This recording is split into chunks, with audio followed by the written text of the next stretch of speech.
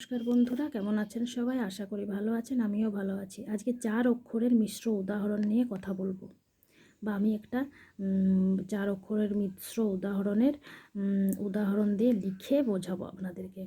আপনারা হয়তো জানেন, কিন্তু বাচ্চা তো জানে না, কীভাবে বাচ্চাকে বোঝাতে হবে সেটা নিয়ে আমি কথা বলবো। যেমন অধিকারও, এখানে দেখুন স্বরবর্ণ, এমনি স্বরবর্ণ তো বসেইছে, তার সাথে হস্য ইকার আছে এবং আকারও আছে। তো এটা হলো 4 অক্ষরের মিশ্র উদাহরণ। আর এরকম আরও অনেকগুলো মিশ্র উদাহরণ দেওয়া যেতে পারে, বা বইয়েও অনেক রকমের থাকে, প্রথম ভাগ বইও পাবেন। কিন্তু এক্ষেত্রে কি প্রবলেম, বাচ্চা কিন্তু বই দেখে পড়তে চায় না, অধিকাংশ বাচ্চাই চায় না। এবার খুব কম বাচ্চা আছে যারা বই দেখে পড়তে চায়।